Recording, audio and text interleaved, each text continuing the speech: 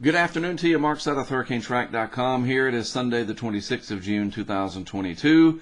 And we have a couple of systems that we need to talk about as part of today's hurricane outlook and discussion. One out there in the open tropical Atlantic, that's 94L. And then this new area that popped up within the last 24 hours or so in the Gulf of Mexico that could potentially pose some issues. Some of those issues beneficial. You need the rain for Texas, but you could do without the coastal impacts. We'll just have to see how it all comes together. So here we are, National Hurricane Center homepage. Our first system in the Gulf up here, 20% chance of development over the next few days. These small systems that move off of North America as an impulse of energy, they are hard to predict. You never know what could happen. It could end up just being a rainmaker. It could be more than that. Stay tuned. I don't know the answer. Nobody does. This one, 94L, headed towards the islands. We can see that if we expand this to the 5-day realm, and it's going to be impactful here in the Windward Islands. That'll be the area that it affects first. We need to talk about that, and I will discuss those impacts as we go on with today's discussion. Meanwhile, in the Pacific, here's Celia. Not much more to say about it than that. And then a new system that's trying to get organized, but it's not going to really do so in any big hurry, and it will remain well to the south of Mexico, so no issues for you folks there. All right, so in the Atlantic Basin, let's use the darker blue color here. There's 94L. Got another disturbance here, some pretty strong upper level winds cutting across here. And then more disturbances coming off Africa. Plenty of moisture and energy all throughout this area. A lack of Saharan air right now. It's only late June and we're already looking to the deep tropics. I'm telling you folks, August and September are going to be gangbusters out this way. I'm almost sure of it. You never can say, unless it's raining, that it's going to rain for sure. And that's just the way it works. It's probabilities. But you see this, I mean, really, you know and you just know. What do they say? If you know, you know. This is the look that we normally see in August. Typically, these tropical waves would be farther north in latitude and more vigor to them than we're seeing, and they would be on their way to developing faster. Because it's June, it is taking longer, and they are at a lower latitude, but nevertheless, they are there, and these are some areas we're going to really need to watch and a sign of things to come. There's the area in the northern Gulf, some showers and thunderstorms with it now over that very, very warm bathwater, literally, in the northern Gulf of Mexico. Wow, I'll show you that in just a moment on a different map. So here's the vorticity. Speaking of different maps, there's Celia over there, just a reminder of what fairly strong concentrated vorticity looks like with a well-developed tropical cyclone. Despite the fact that Celia continues to weaken, here is some energy in the Gulf of Mexico. That energy kind of spreads across Florida and out into the northwest Bahamas, and it's just going to be a matter of where and if a piece of this energy, maybe this one over southern Mississippi, comes out over the Gulf and then moves its way back towards the west as big high pressure, deep layered ridging remains in place over the southern U.S. We'll just monitor this as it goes along. There's an impulse there. There's 94L. There's another piece of energy and even more back to the east of all of that.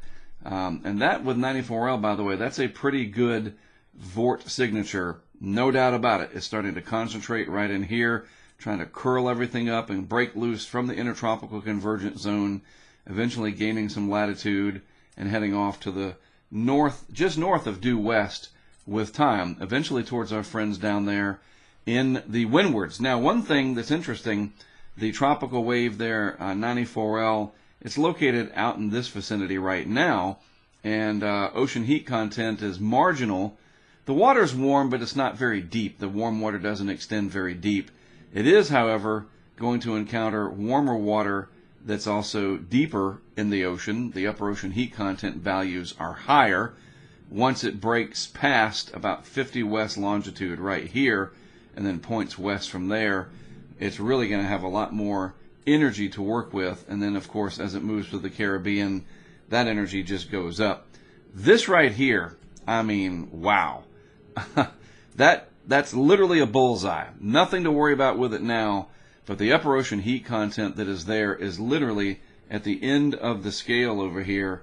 Look at that. It's all the way at the end of the scale. And describing what this means, that's a whole update in and of itself about the energy and how it's concentrated and what exactly it means. But just look at it from a very simple point of view that when you see it on the right-hand side of the scale, and it's pretty much off the scale, wow, that is a lot of energy in the Gulf of Mexico. All right, so here's an interesting tweet. Convection associated with 94L has redistributed itself as D-min approaches, and that's based on like the way the diurnal modes work in the daytime versus the nighttime. Ambient air temperatures cool off a little bit at night, so you just get sort of an extra boost of instability because the air cools around the system a little bit more. It's not like you get a major cool down over the tropics at night, right? Because it's generally uniformly hot and muggy all the time, but the sun sets and the temperatures do cool around whatever's out there just enough that that creates a little bit more in the way of instability, and you get the maximum convective potential generally at night. During the day, that's typically the diurnal minimum. It's a kind of a complicated thing, but when you see the thunderstorms come back at night and then they can really sustain themselves and these things are off to the races, that nighttime diurnal maximum sometimes can be a big deal. And that's generally what this tweet is talking about here, that convection associated has redistributed itself as the diurnal minimum approaches, as I talked about, firing mainly along the intertropical convergence zone through here. On satellite imagery, southwest surface flow to the southeast of the vortex appears to be in the process of tilting the axis upright, an important step towards tropical cyclogenesis. That's what TCG is. It's trying to wrap itself up. It is a process in the atmosphere. Everything is just slowly coming together. Later in the season, things will happen more rapidly. Climatology is against the system inherently. It's hard for these things to get wrapped up this early in the season, and it's at a fairly low latitude. It's entangled in the big old grapevine down there that we know of as the ITCZ, or the Intertropical Convergence Zone. It has to break loose of that and become its own entity. But as this tweet mentions, it is trying to do so. The system is. All right, so this is important. This is the ECMWF, the Euro operational from the 12Z run today. And there is the system coming into the frame here and going through the Windward Islands over the next few days. And so you folks down here are going to be first in line for the impacts. And you look at this and you have to understand this is a big weather system. It's bigger than you. It's not a singular thunderstorm. It is not one supercell. You know, it's a big weather system. It's bigger than any of these islands are, right? And so don't worry about, and hopefully most of the people down there already know this, but just a reminder, don't worry about, well, where's the low center itself? When people say, is it going to pass near me? And in this case, the it is all of that orange and yellow and everything you see down there. On the satellite picture, the whole rotating system, especially once it gets going here, that's it. That's the whole it. The it is not just the center. The effects extend well away from the center. The impacts do. Rain, heavy rain at times. You can get some flash flooding down there. Prediction.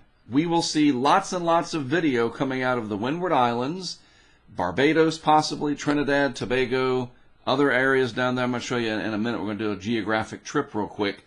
I bet we see lots of video coming out of there of flash flooding, unfortunately, and that's just the way it is. The area is geographically and geologically made up so that heavy rainfall from these tropical systems regularly causes problems, and I think that's what we're going to see here. And then on top of that, some gusty winds, squally conditions. Boaters need to be aware. This is going to be a big deal. It's not the same as a hurricane coming through there. I know that. I just want to make sure you folks down here know that it doesn't take a hurricane to cause problems. Now, what about our system up here? Watch what the Euro does, taking some of that energy, trying to consolidate it there by the time we get to 72 hours off the Texas coastline there. This is small enough, and this is very important. It is small enough in its own right compared to the big piece of energy down there with 94L. This other system being small, the larger fields here within the domain of the global models, the resolution is not as fine where it's going to pick these up. And what I mean by that is the way the computer models resolve each area of the atmosphere. It's very complex, and a lot of very smart people with tremendous mathematical and physical physics and programming skills. They make these models. It is complicated, but I'm telling you, one thing we've learned, the global models don't generally see these smaller features, so don't be surprised if we get a tropical storm, a named storm, maybe even 50 or 60 mile per hour named storm, making landfall in South Texas sometime around midweek. That wouldn't surprise me at all. I've seen this before. We know what can happen, especially over the very, very warm water of the Gulf of Mexico. All right, so we'll be watching that closely. So as I said, we're going to do a little geographic tour real quick. Our tropical system here, 94L, generally the swath of influence, or whatever you want to call it, the impacts, will probably come through something like this. I'm just approximating here. It could reach up to Barbados and maybe farther north than that. St. Lucia, possibly. So most of the windwards here should be ready for this. Certainly Trinidad and Tobago, and even the northeast part here of the South American coastline. And then eventually coming across some of these islands of the extreme southern Caribbean, and that eventually extends towards the ABC Islands as well. This is going to be an interesting system, a fairly low latitude system with its center of circulation, but again, squalls will be rotating in from the north and northeast coming through. You get some very heavy rain in these areas, so if you're from St. Lucia and point south and west from there, seriously, take this and take the information and say, look, I need to be ready. I need to be ready for that flash flooding, the possibility of power outages with some of these stronger gusts that could come through, and especially, one more big key point here, this feature will be trying to strengthen as it comes through. Now, it's not the same as a strengthening hurricane. You know, when we see a rapidly intensifying hurricane on top of you, it's a nightmare. I've been in a couple of them, I know. And you folks down there have experienced them over the last several years, depending on where you are. You've seen it with Irma and Maria, again, depending on where you're located. But a strengthening tropical wave or a depression, maybe a depression going to a storm, it is on the uptick. It's like fighting against somebody who is getting better as they're fighting you in the short term, if that makes any sense at all. Or, in sports, a basketball team, they're on a roll, and they stay on that roll, and they use that momentum and then just pound you into the ground. And it's the same thing with these weather systems. As they are intensifying, these tropical systems, the effects usually are more pronounced. Stronger convection or thunderstorms leads to more downburst, the wind coming down to the ground, these big bursts of energy, the heavy rain, it's all exacerbated with a strengthening system more times than not. So do keep that in mind as our system passes through this general region over the next 3 days or so. All right?